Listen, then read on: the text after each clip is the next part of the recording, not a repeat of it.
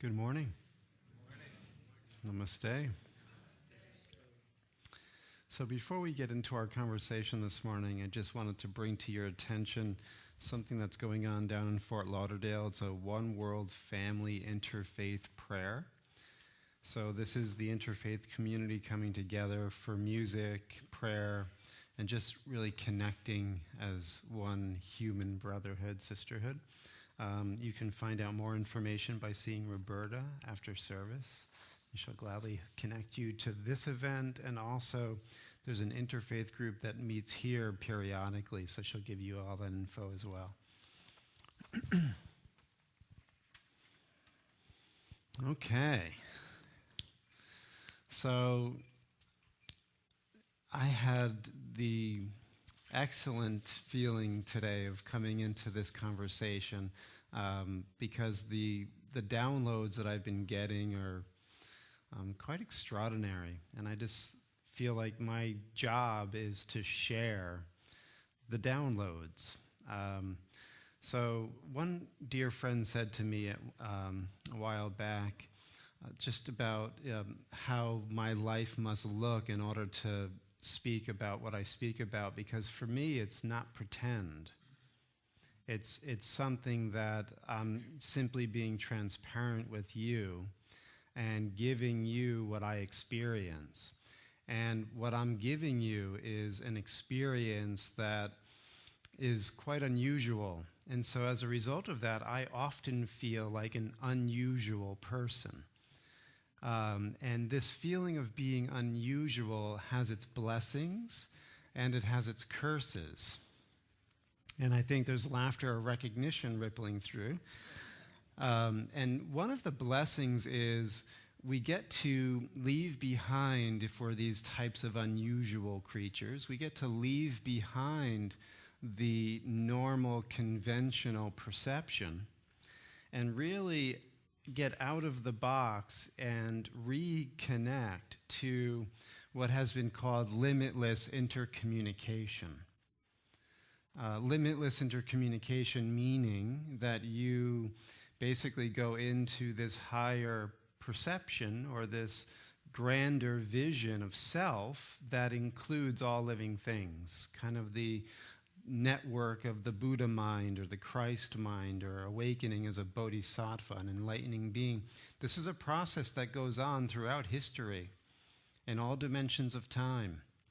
And so we're not that unusual. It's just our planet seems to be in the special classroom of being a little bit slow and stuck in some of these maladaptive ways of thinking and being that have cut us off energetically from this higher perception and the levels of being and the hierarchies of beings that represent this more divine self-image that is our inheritance. And so feeling unusual is a blessing, but it can also be a curse. And one of the ways that the curse shows up for me is because this is a perception that is designed to get you out of the box of the limited and into the bliss of the unlimited. My reality constructs the way that I understand, the way that I try to structure and give meaning to my life and to everything in my life often breaks down. It's like a snake shedding its skin. And so what once worked for me and held my world together and gave me a sense of being centered and meaning-driven at a certain level of perception becomes entirely obsolete at a certain stage in the cycle. And it begins to crumble and deteriorate and deconstruct. And you have the great pleasure oftentimes watching the deconstruction up here. Because there are times when I do feel energetically like a deer in the headlights. And because I'm so transparent, you obviously are getting that I'm not an actor. This is not a recreation. This is real time. And so the curse is I often feel like, what am I doing wrong? Why can't I get this? Why isn't it getting clear? Why don't I feel completely anchored in what I know? I know this. And so there are these warring identities, in a sense, going on. There is this elder who has the immortal wisdom and knows it as his name. And there is the surface personality, the mind of history and time and biology that is struggling to make sense of a world that seems to be other than itself. And so you have these two personalities or two self-identities, and to try to marry them and create a synergy between them seems to be, in my opinion, the great work. It's a way of integrating this part of us that feels separate and alone and afraid and cut off and clueless and uncertain with the part of ourself that has always remained within the kingdom of light, the part of ourself that has never left the presence of the divine. And so in order for this marriage to take place, for me anyway, it's been my experience that the surface personality, the time being, if you will, the biological identity, goes through these really difficult, troublesome cycles in order to come to a more expanded vision where it can then relax once again into a cycle, or the part of the cycle that is the ingathering, the consolidating, the making sense, the clarifying, the giving meaning. And so I feel like I'm getting into that stage of the cycle again. And it feels so much better than it has over the past 6 weeks or so. And this has been, unbelievably trying for me.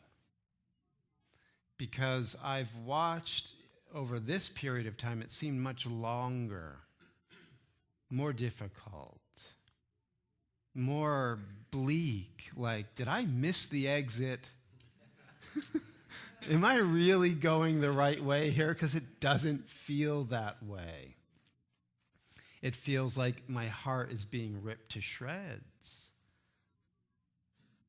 And so the whole while I knew this was part of the cycle, and yet it hurt like hell. And at the same time, I trust that there is never going to be a time where I'm left to my own devices. I've signed up to be guided by the Spirit of truth. And because of that agreement, that covenant, the Spirit of truth will always give me a clear instruction whenever it's time to turn, whenever it's time to stop. So I know I didn't miss the exit deep down, but the feeling that I did is what I had to really struggle with and come to terms with. And so these cycles are going on within the microcosm, within the individual, like I was just sharing with you.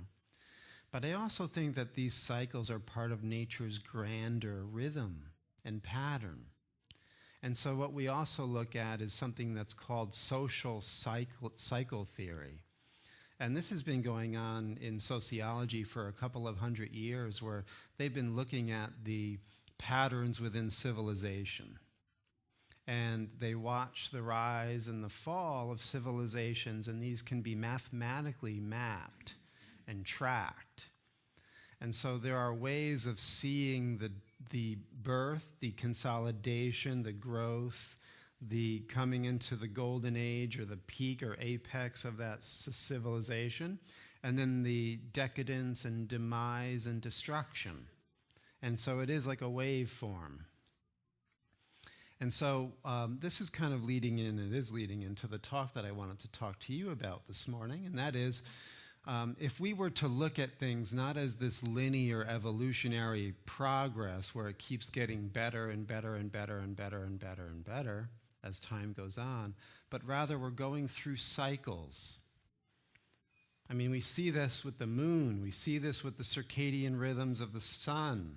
We see this with the human menstrual cycle. We see this through all different ways that life is really cyclical.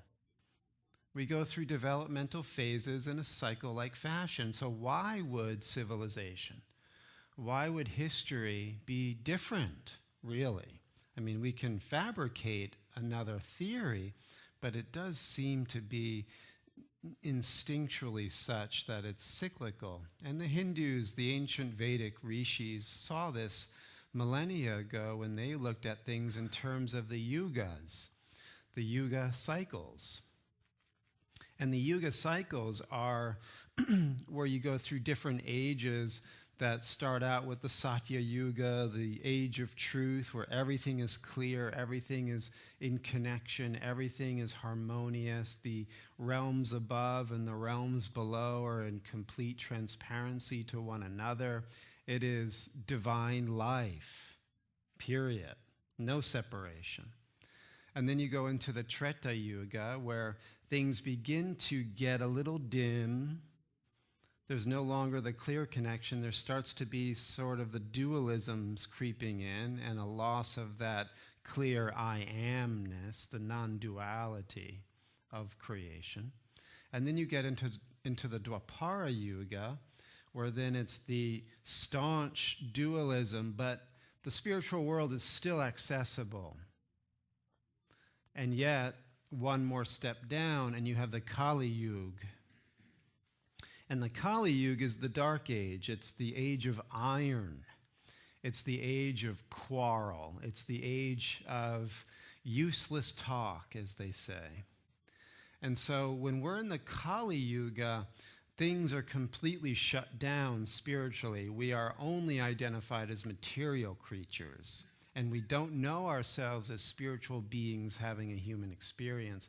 So the age of Kali is the age that some say we are in for 432,000 years. So this is the traditional way of measuring the yugas. So the yuga cycle of the Kali started about 5,000 years ago with the death of Krishna and the end of the Dwapara Yuga, and it began the Dark Age. Now this is the traditional Kali Yuga dating. 432,000 years. So we have what, minus 5,000. We have 427,000 more years to go of being completely cut off, material monkeys, lost, confused, and quarreling. All right. Who wants to dance? There is a ray of light here. Sri Yukteswar was the famous guru of Yogananda, and Yogananda has his fame in the West for bringing yoga, Kriya Yoga particularly, into the Western mindset and establishing the Self-Realization Fellowship and writing Autobiography of a Yogi. And that's where we first met Sri Yukteswar. And then Yukteswar, we're told in Autobiography of a Yogi, I believe it was in 1835, he was at the Kumbh Mela. Kumbh Mela festival is, I don't know if you know about this, but nowadays you have a few million Hindus gathering in these areas for days, I think over a week at this point, and all the Hindu faiths come together, all the great masters, all the great yogis, all the rishis, the gurus, etc. And it was in 1835 where Sri Yukteswar went to the Kumbh Mela festival and he met the yoga avatar Babaji. Babaji is the immortal guru of the Himalayas, we're told by Yogananda in his book. And Yukteswar, stay with me with all these names this morning, Yukteswar was commissioned by Babaji to write a little book called The Holy Science.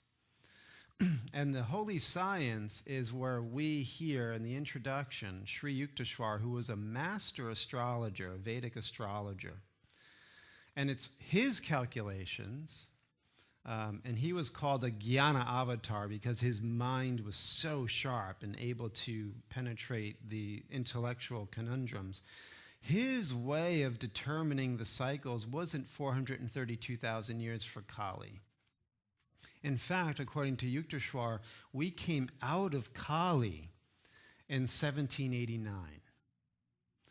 And we have been in the rise of Dwapara Yuga, where now we're starting to access the more subtle dimensions of matter and employ technologies that are able to work with these subtle dimensions of matter, such as water and steam, electricity, and now ether or space with the Ethernet and the internet and wireless cell phones. All of these are downloads, says Yukteswar, of the Dwapara knowledge, the Dwapara transmission. We're going into higher ages here. So it shortens things. We're out of the dark ages. We're now going into an elevated state. And it kind of feels that way, doesn't it? Because, again, we're back to sort of the instinctual way of adjusting to the spiritual teachings. Does it feel right? So don't always just take a guru's thought and say, oh, okay, he's better than me. And because he's wearing orange robes, I have to go with his opinion and not what I'm feeling. So this is back to the fact that feel into it. Does it feel instinctual?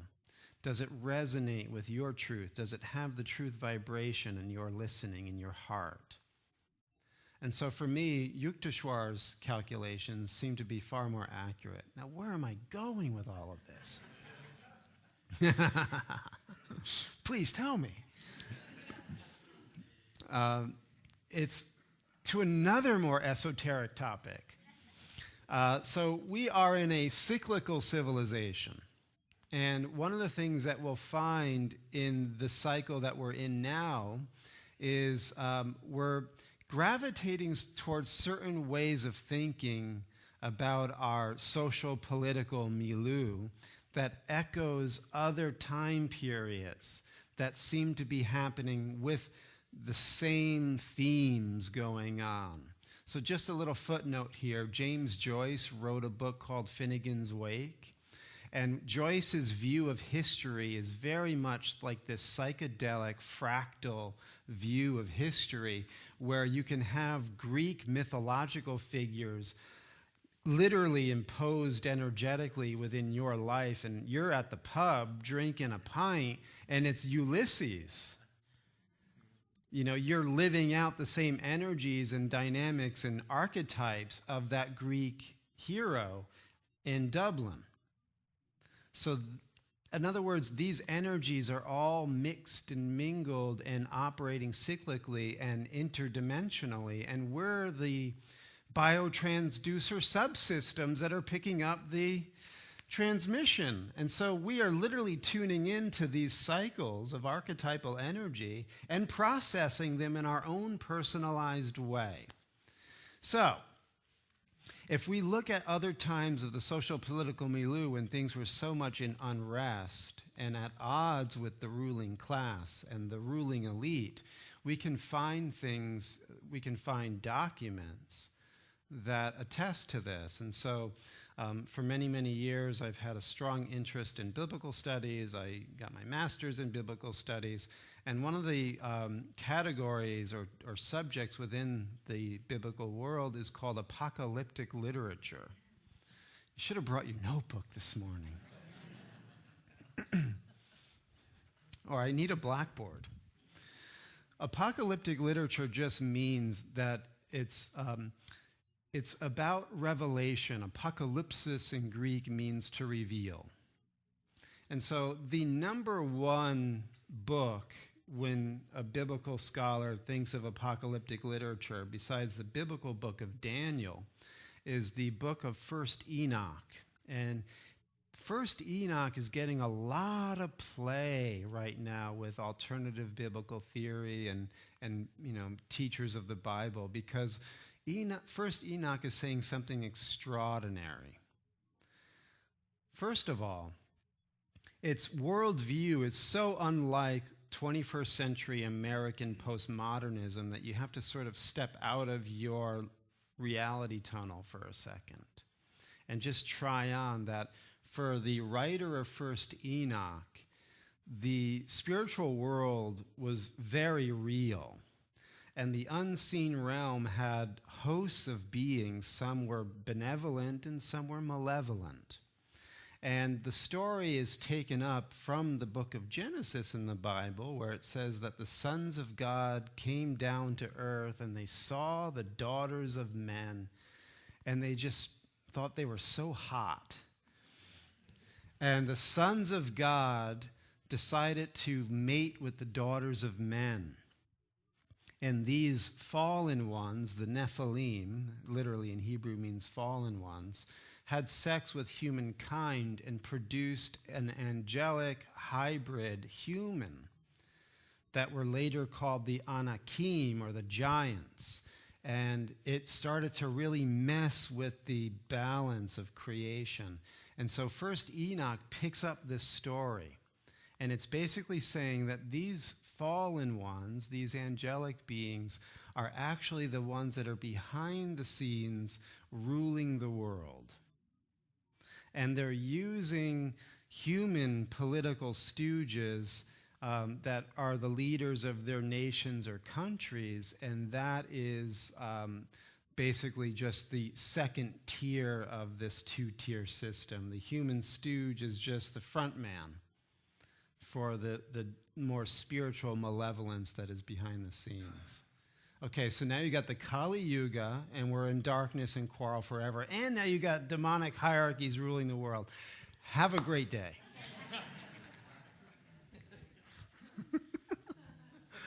You came here to be inspired. I think I fulfilled on that. But see, Enoch goes into something quite extraordinary. He says that the book he's writing is for those who come at the latter time of history, when the scales will change again and new light comes in. He literally says this. New light, new information comes in, and these corruptors and oppressors begin to get exposed. And in this lifting of the veils and raising of the frequencies, he actually says that the foundations of oppression will no longer be able to stand. And so back to the idea of cycles, there is a deconstruction process that is also going on within our larger civilization. And the more we bring in these downloads and these higher light, this higher information, the more we individually act as catalysts to raise the frequency of the planet and actually quicken the process of melting away the power structures of oppression and tyranny. Because, as Plato said, people deserve the government that they get. Because the government is simply a reflection of our own unconsciousness. And as we become more and more conscious and responsible and co-creative and loving, we literally will shift out of paradigms of power and control that are oppressive. So it behooves each and every one of us to go through the process I mentioned earlier of shedding the old and stepping into the new, even if it feels uncomfortable and difficult and a bit of a struggle at times. So that was my prologue. I hope you enjoyed it. So now, this idea of Enochian literature continued onward. So Enoch is the seventh from Adam. He's Noah's great-granddad, according to biblical genealogy. And Enoch, it says in the book of Genesis in the Bible, lived 365,000 years, and Hithalek, he walked with God. Now, Hithalek is an interesting word. It's a technical term in Hebrew, and it literally means that he was in conversation with God, in communion with God every step, every halak that he lived. So every moment his mind was attuned to divine presence. And then the Bible says, then he was not, because God took him. And so this whole mythology or legend began to come in about Enoch translating from earth into heaven without dying. And he became the first immortal. So Enochian literature became very popular, and it came up again, I don't know if you want the whole rundown here, but it came up again in the court of Queen Elizabeth in England in the 16th century. Dr. John Dee was a great luminary, considered one of the smartest men of his day. He was a mathematician, he was a shipbuilder, he was a cartographer, a map maker. He was a polymath. He knew everything. He had the largest library in all of Europe. One day, he gets a knock on his door. Now, Dr. John Dee was into the metaphysical sciences as well, and it's often called the occult sciences without the negative idea being associated to the occult or hidden. Gets a knock on his door, and it's this dude, Edward Kelly. And Edward Kelly was an alchemist, and he was going around the courts of Europe peddling this red and white powder that he supposedly made in his alchemical lab, and it was going to change lead into gold. And so Kelly had his long hair because he didn't want anybody to see that his ears had been cut off. And they were cut off by another king in Europe because he was a shyster. He was a con man. And him and Dee began to work together. And Kelly supposedly had these abnormal clairvoyant powers. And he can sit down in front of what's called a scrying or seer's stone and communicate with the spirit world. And what came through Kelly was what had been later called Enochian magic.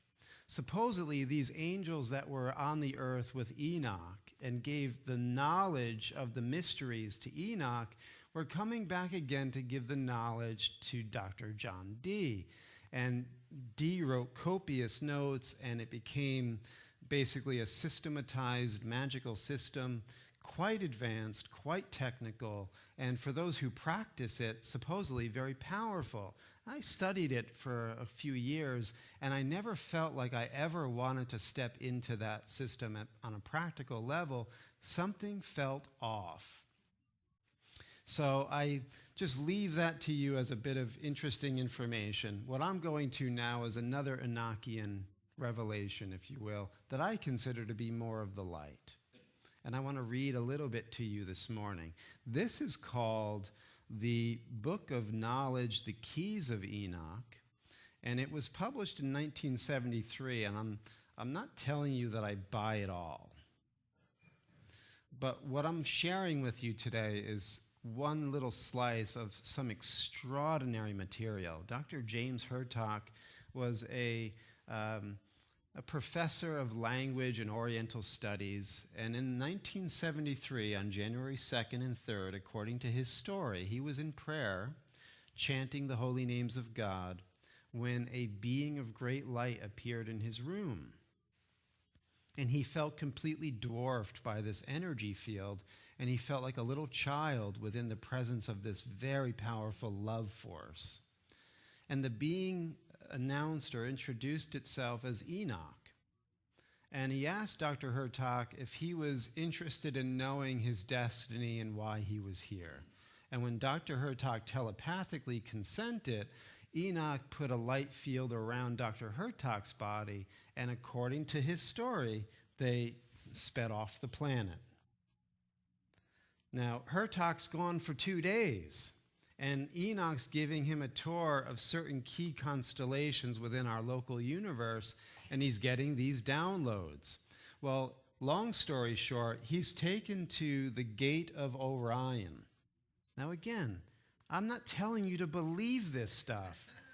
I said to you before, you're going to have to get out of your 21st century postmodern reality tunnel for a little while and listen to this very unusual guy up here this morning. So again, we'll just give you that caveat. But keep in mind, all of this is, again, cyclically represented within the grand teachings of the Kabbalah and Sufism and the yoga of the Far East. So Taoism, they do the dance to rise on the stars. All of this is ancient wisdom. Hertog's reliving this archetype. So he goes to the gate of Orion, and he's then led into the presence of God, and he gets the fire letters coded within his consciousness. He's taken back to Earth, and these fire letters are like zip files. And they unzip in his mind, and he literally writes down this book. And there are 64 keys of science and spirituality, and how this age of light that we're in is about balancing the two hemispheres of our brain, the mystical and spiritual with the logical and the scientific. And these keys are assisting those who feel called to them to bridge that gap and create a synthesis and integration so that we can get out of the box and into the higher realms of where we belong. Right? So it's interesting to note in one of the keys where it says that as our consciousness is reborn, we will experience all of the sufferings and redemptions of human consciousness, but the way that this rebirthed consciousness will experience it is that all of the suffering and all of the saving or redemption will be absorbed into all of the dimensions of a love-creating process. So as we connect to this elder within, this light being that we are within, all of the struggles that our surface personality is going through, all of the struggles that other surface personalities are going through, can all be seen from a point of reference, an energized, empowered, divinely lit up point of reference that takes all of the discordant energies of suffering and redemption and absorbs them, draws them in, and translates them back into the vision that all of this is occurring within the context of a love-creating process. That's why we often hear within the teachings of the higher knowledge, especially in Tibetan Buddhism, that we are to become compassionate beings, that our religion should be kindness. And it seems so simple. It seems so in the box. But when you get the bigger picture, that when you show up loving and compassionate and kind, what you're really doing, again, is reconnecting to that deepest nature within yourself and absorbing all of the discordant energy and allowing it to be integrated back into the truth of the matter, that we are literally in a love-creating factory. And as our unit of consciousness, our surface personality, becomes more willing to be a love force within the world, then this process will become quickened, and we can elevate the species much faster and step into a higher energy, a higher life. And he goes on, he says, through the many levels of purification, you absorb and purify all the surrounding human dimensions into the dimension of your higher light consciousness. So in other words, you're taking back all of your false projections. Because according to these higher teachings, your mind is causing the world that you see. In fact, perception is not happening to you as it's normally processed.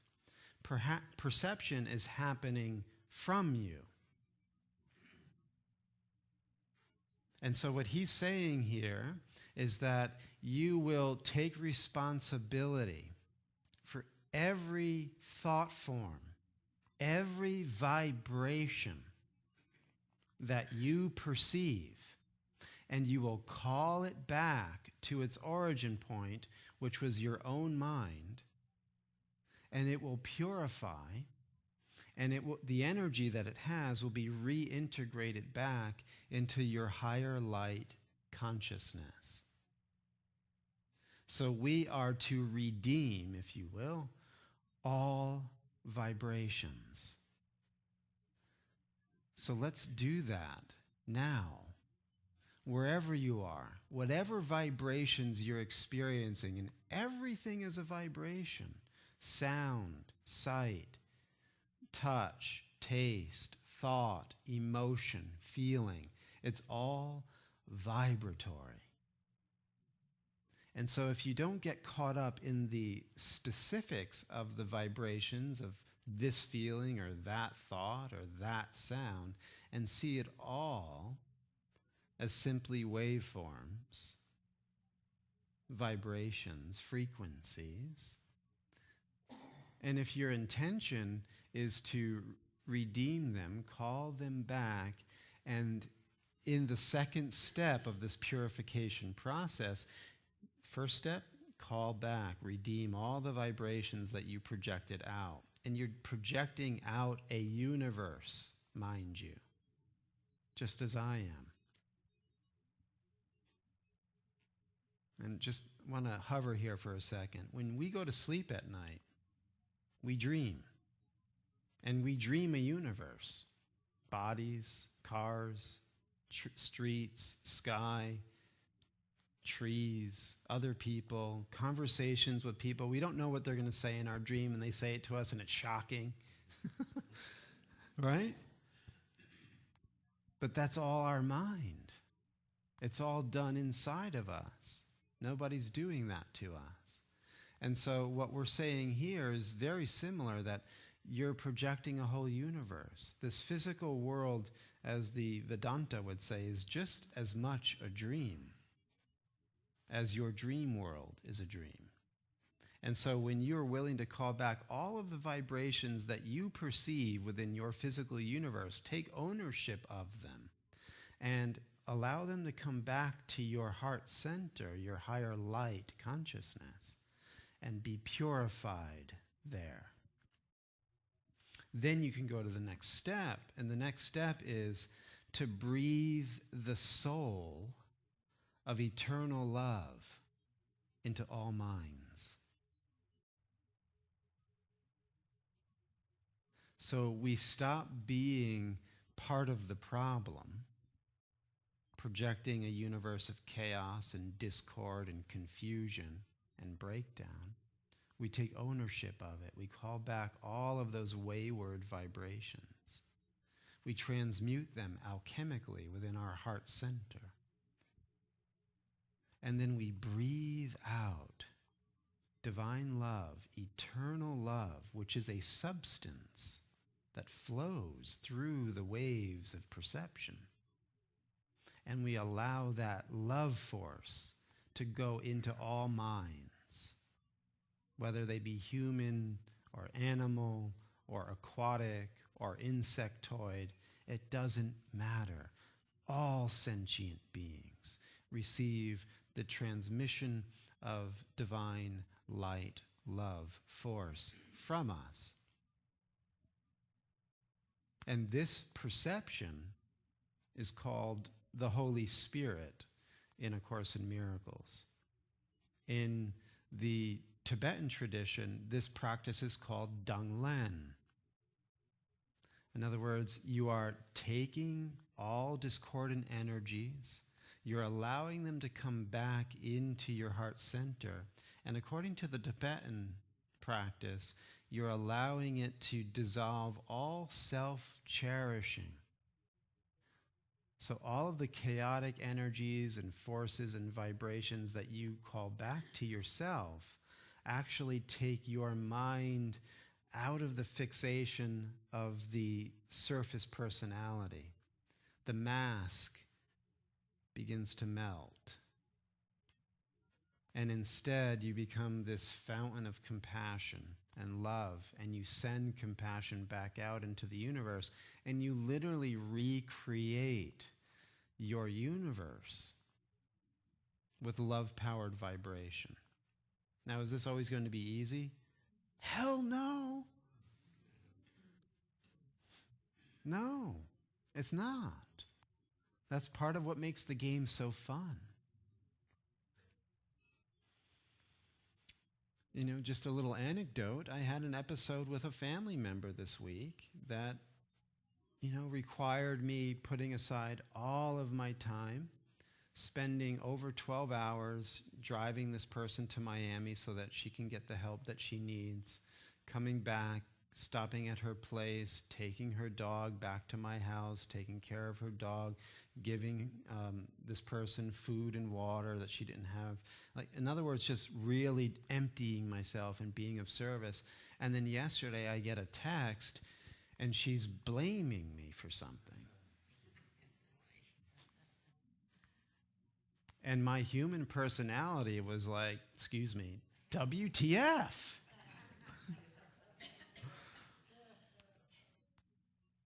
And so I got totally triggered. And then I had to step back from the anger and the defense and the frustration and watch it, because that's just what happens, right?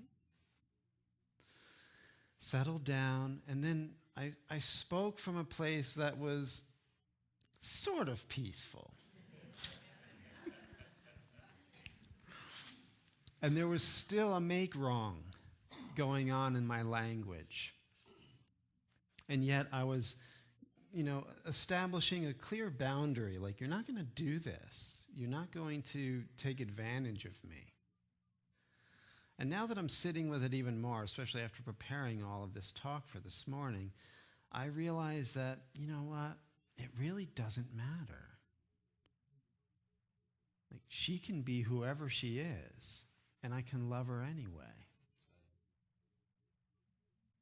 And in fact, if I look at that deeper part of myself, this is what I need in order to go into that deeper life of being a love-creating being, a bodhisattva.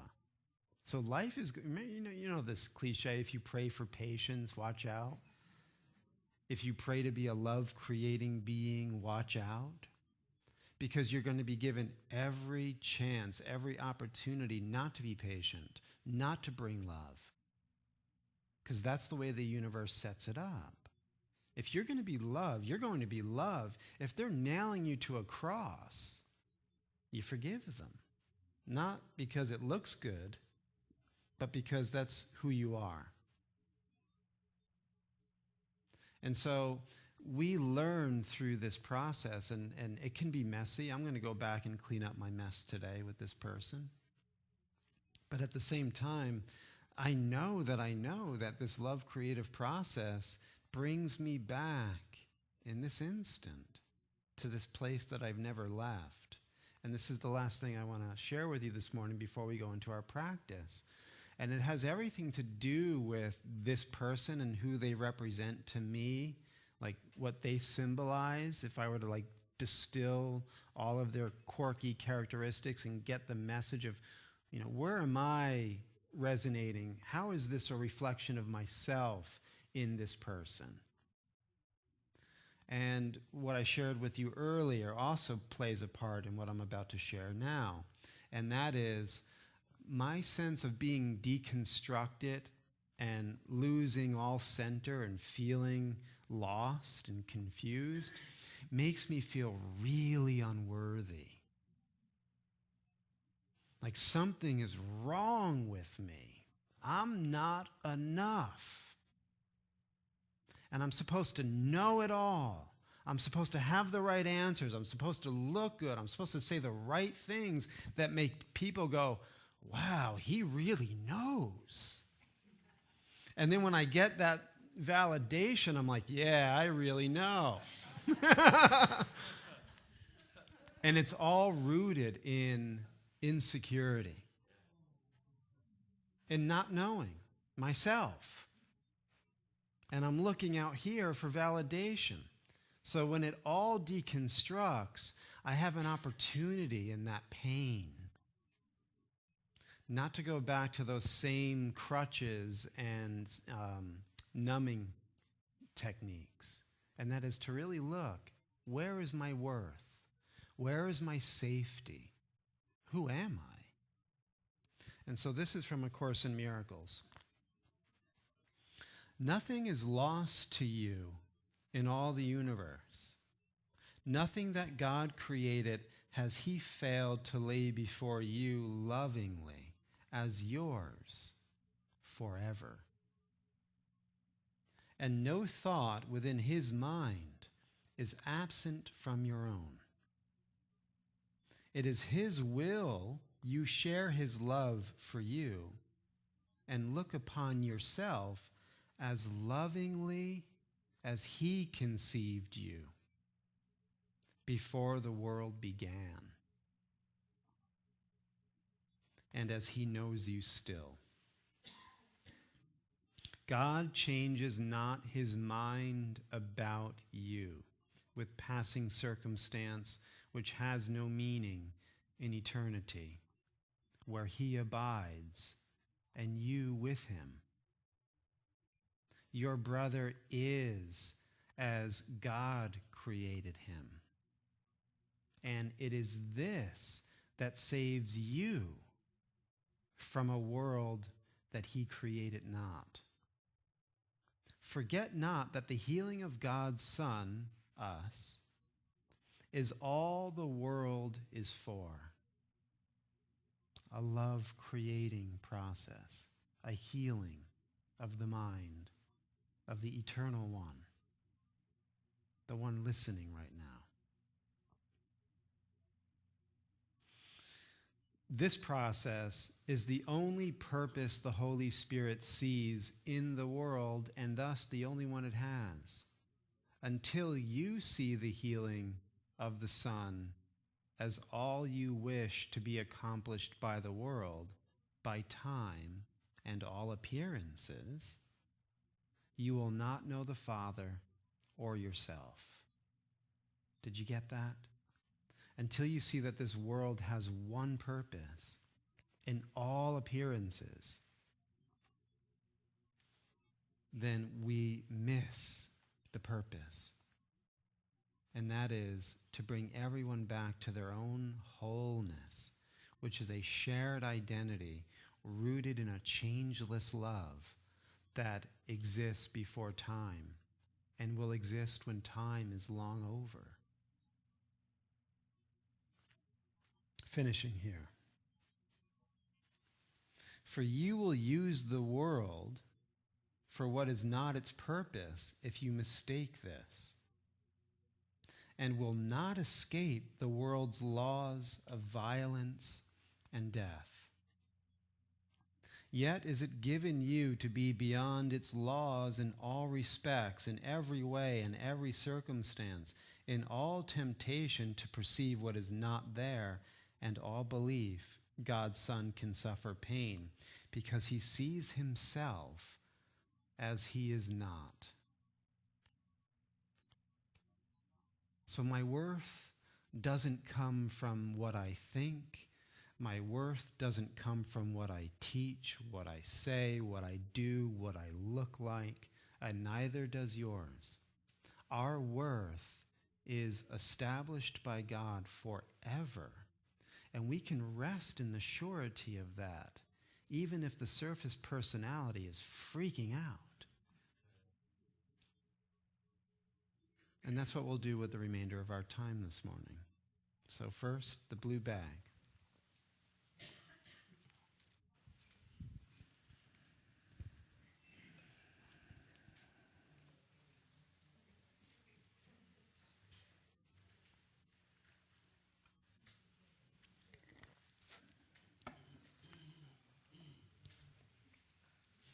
I smell burning brain matter. Did I?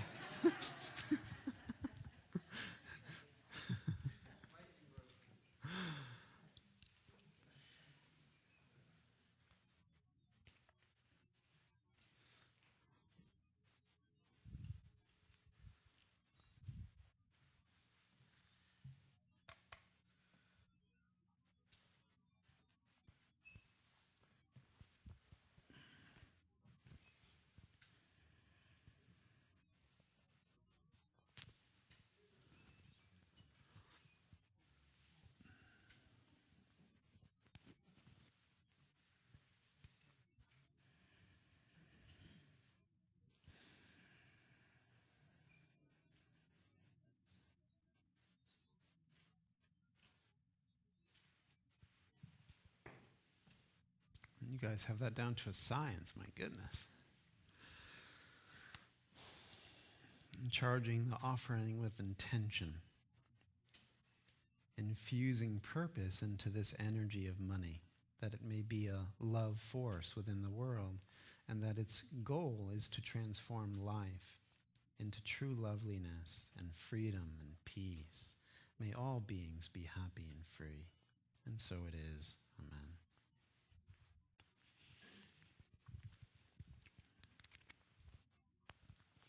So take your meditation seat. And as you do so, feel into your spinal axis. This is your link to the vertical dimension, the dimension of spirit, soul, eternity.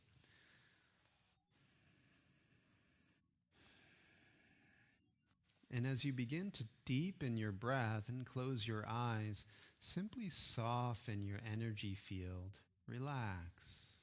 Maybe a few falling out breaths to assist you in this process.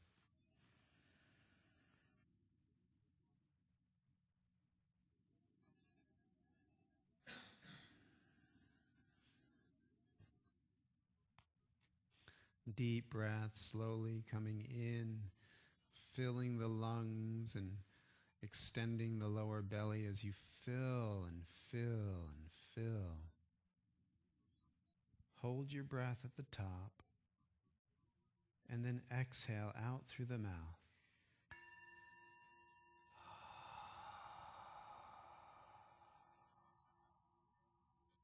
Again, a life-giving inhale in 3 parts, filling the lower stomach, the diaphragm or midsection, and all the way into the lungs and collarbones, holding your breath. And then out.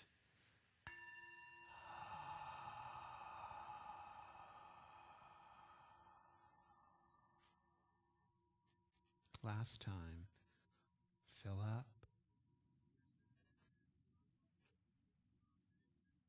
Hold. And out.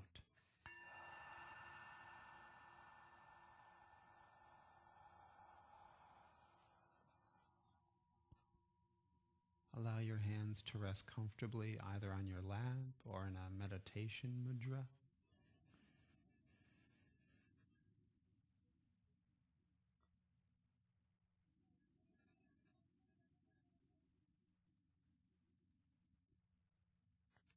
Keeping your breath rhythm nice and slow and steady.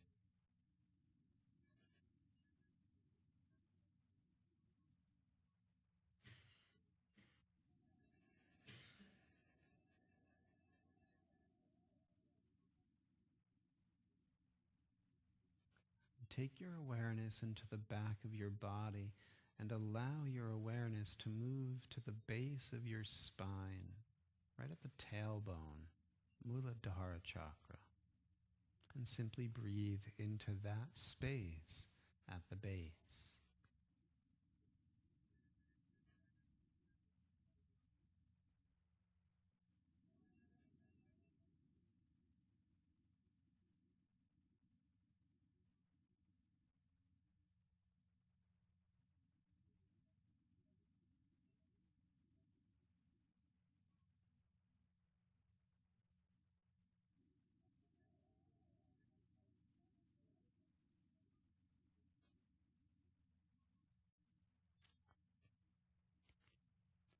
Now, as you're breathing life force or prana into the base of the spine, you're beginning to move through the energetic layers from the gross and into the more subtle dimensions of this chakra space or energy field. And notice that process.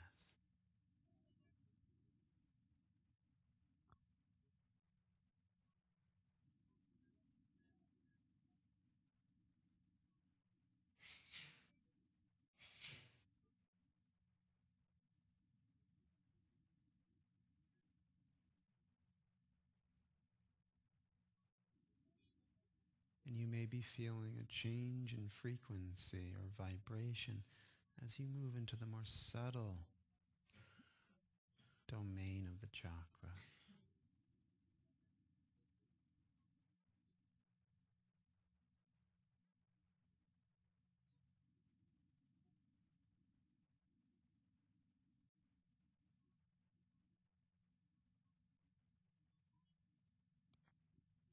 And here is the code or the program, the information of your physical body and your connection to the physical planet. So simply breathe and be with the blueprint or the energetics of your physical experience.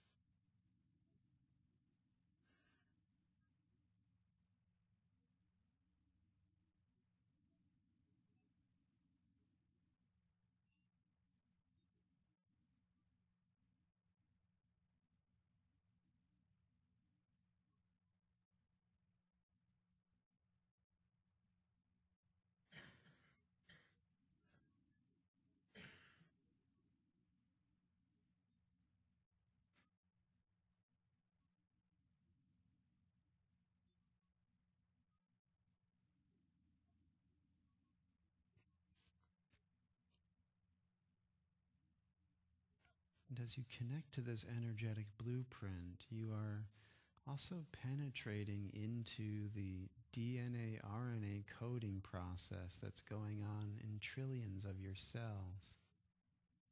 All of that energy and information, giving you your physical feeling and experience.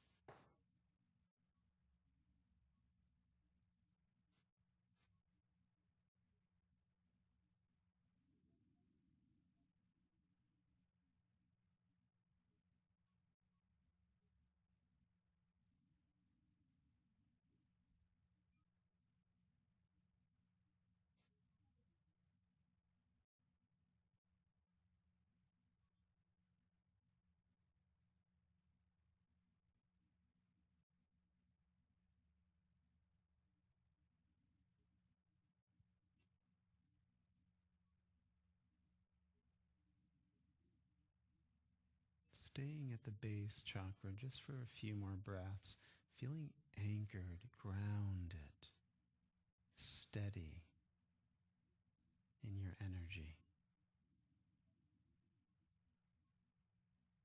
So much so that the feeling of your legs and feet seem to be going into the earth like a root system,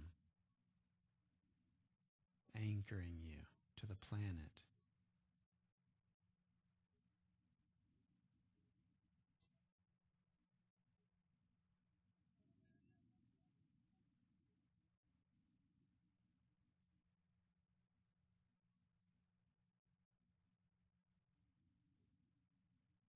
Now continue to move into the center of the lotus at the base of your spine, the very heart of the Muladhara.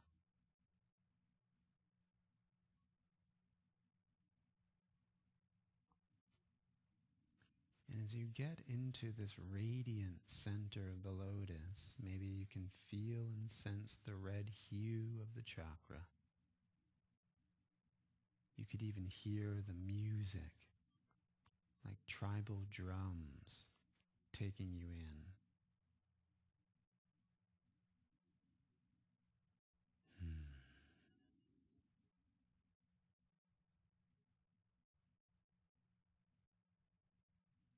You're connected to the sacred experience of your earth walk.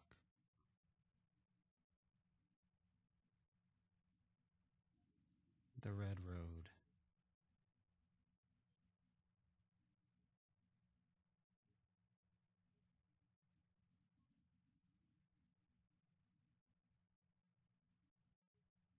And you own your two-leggedness.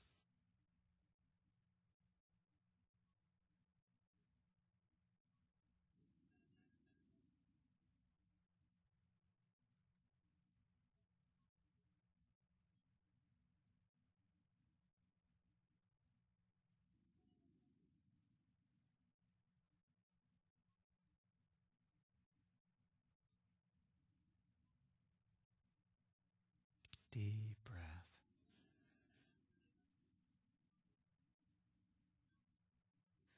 And as the drums of the sacred elders take you into the center of your chakra, you realize that here is the divine love force at the very heart of the chakra, waiting for you to tap, to access and actualize. And with the speed of thought, you actualize this love potential at the center of the Muladhara, and it sends out its radiations like spherical waves through the lower portion of your body, through your legs, through your feet, and waves of higher light and love emanate into the earth.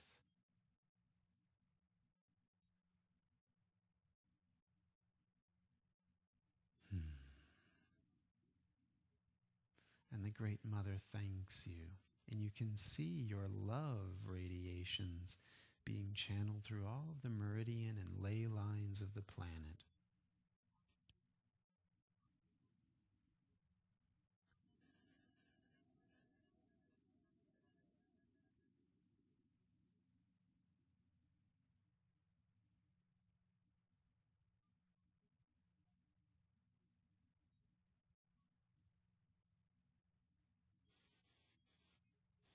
Feel the connection to the Gaia, to the Great Mother. Feel the love and relationship here.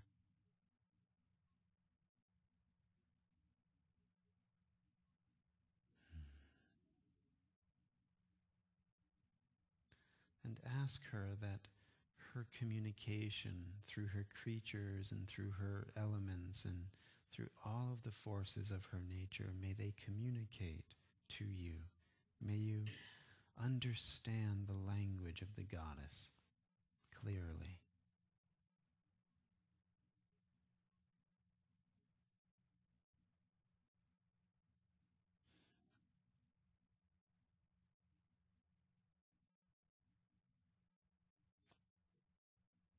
And as you feel her smile approvingly, saying, "As you wish, child," take your awareness from the center of the root base and feel it ascending through the hollow tube of your spine as you breathe deeply and relax. This spark of awareness comes to rest at the heart chakra.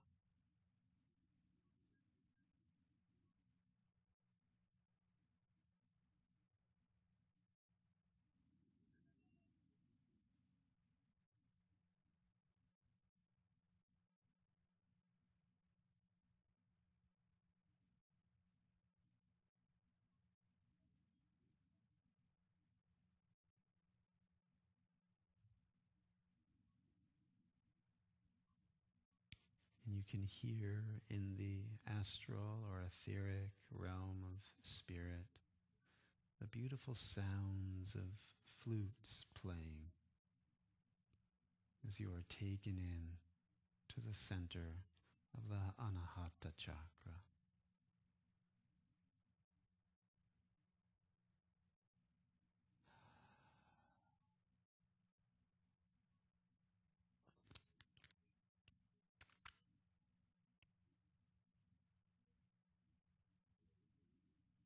And you can feel here as well the different radiations of light, different frequencies becoming more and more rarefied as you move into the glowing center or still point of the heart.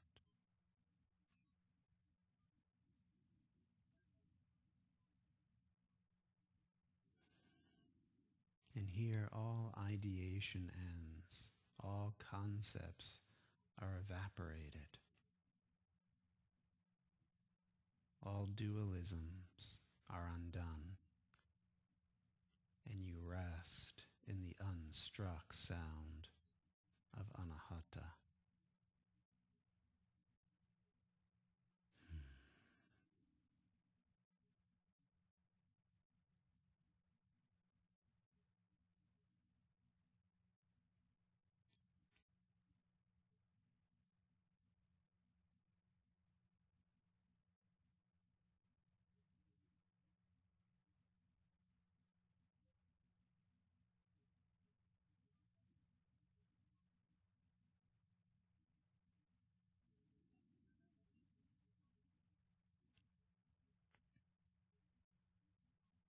in this nirvanic blowing out of the candle of separateness, you feel the one being, the one self, everywhere.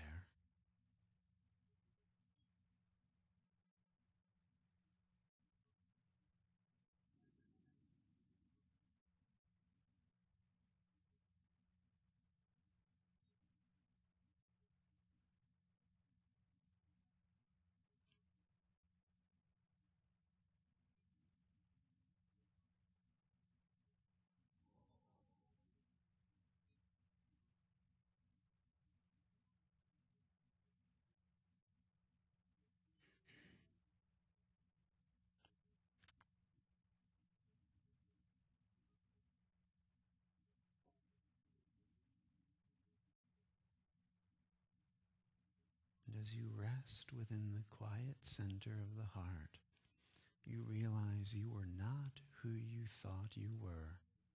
As all separation dissolves, you realize the one will, the one life, the one light, and you transform into Holy Spirit. Tat Twam Asi. You are Brahman.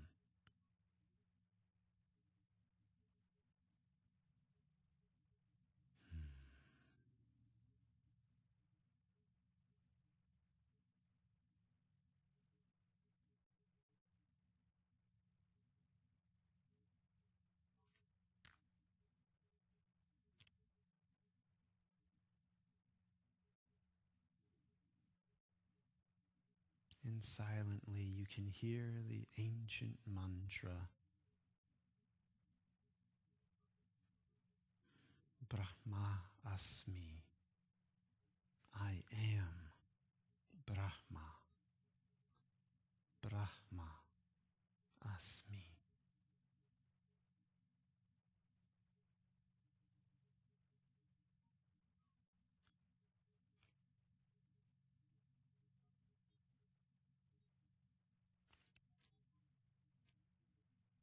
And as you own this self that you are, a higher field of light surrounds the body, and you rise through the Sushumna, through the hollow tube of your spine, and into the cave of the yogis at the third eye, the center of your brain, or pineal gland.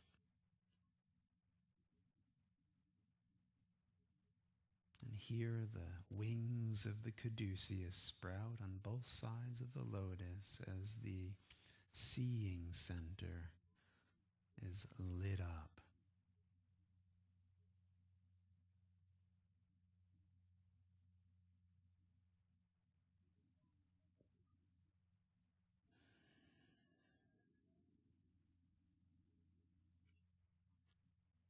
All of your focus is absorbed within Ajna Chakra,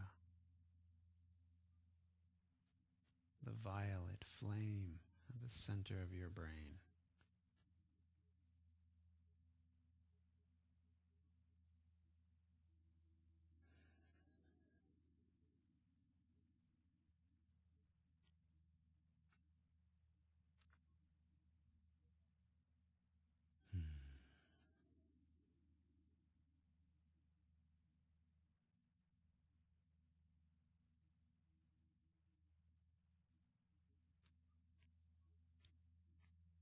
And the pranava, the sacred sound of Om, is heard at the center of the lotus of the sixth center, or third eye. And it draws you into the center of your third eye.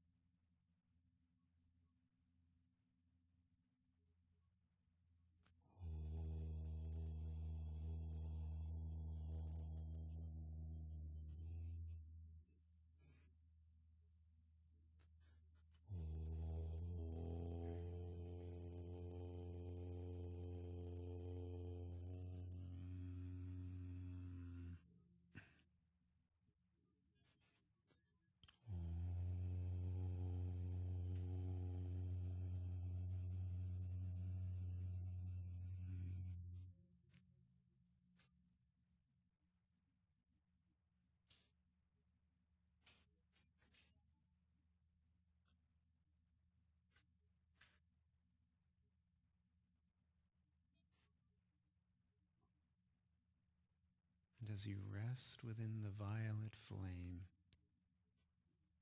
all thoughts of separation, of duality or conflict are alchemized and transmuted into a love-creating truth, a unitive vision.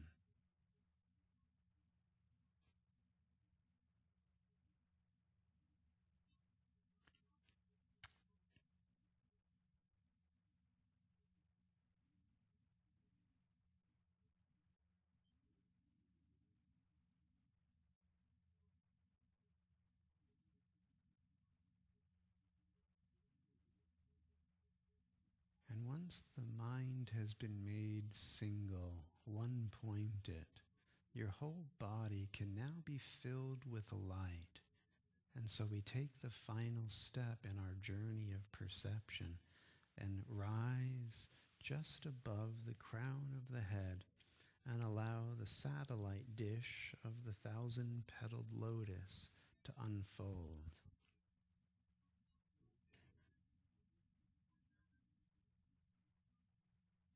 And here we stand in humble awe for the Shefa Adonai, for the divine effulgence to rain down upon us.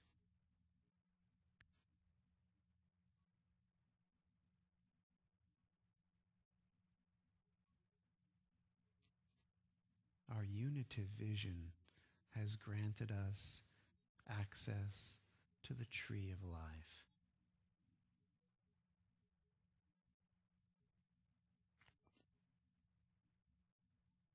And so we come out of the third eye, out of the cave, and into the 1,000 petals, into the downpour of the higher light.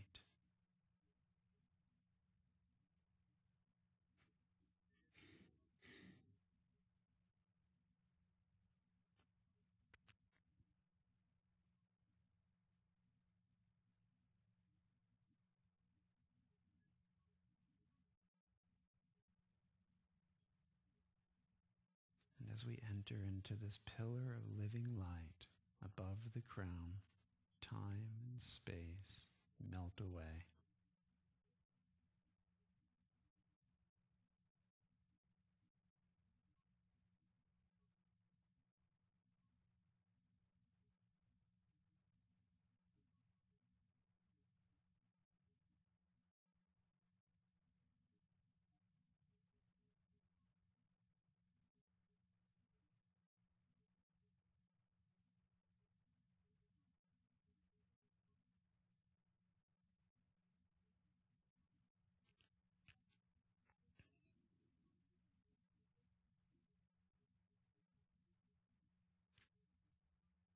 Going into the breathless state of samadhi.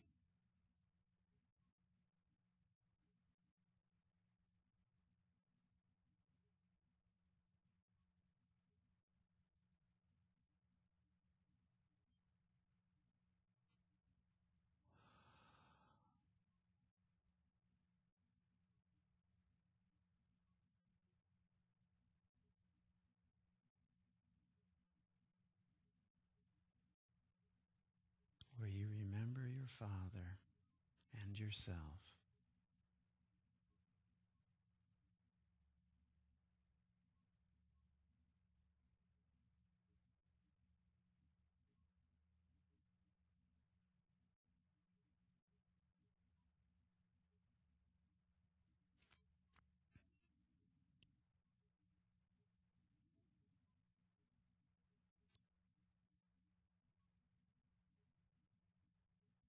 And in this final instant, drop all defenses and allow the kiss of God to go into the essence of your awareness above the crown of your head.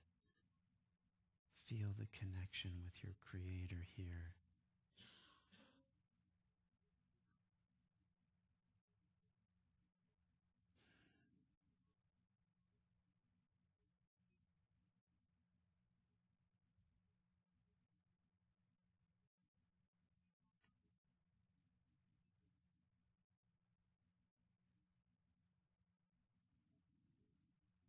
this kiss, your whole awareness is infused with invulnerable love, and it descends back through the lotus of the seventh center into the third eye,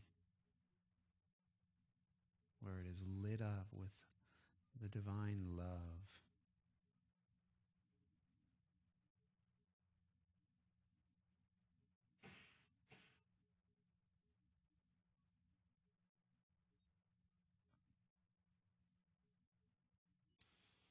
And your awareness descends through the Sushumna or hollow tube of your spine into your heart.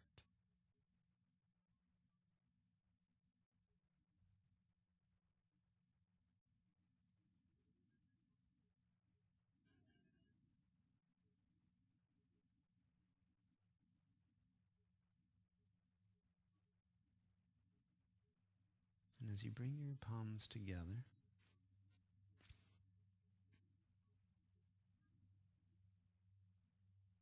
stay centered on the still point within the heart. And truly understand that who you are is an immortal being, beloved by God and God.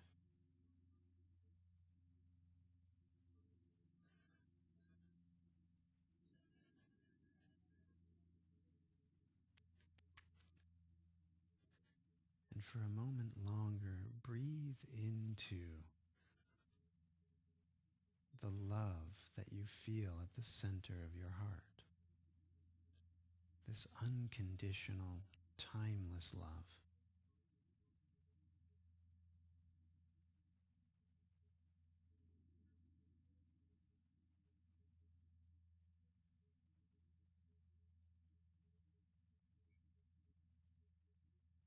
And know that this is the gift of heaven shining within your heart with a power far beyond your human capacity to understand.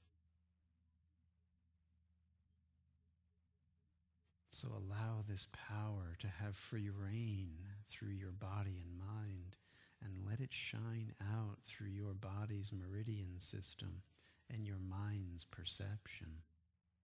And send this love-powered radiation into the minds of everyone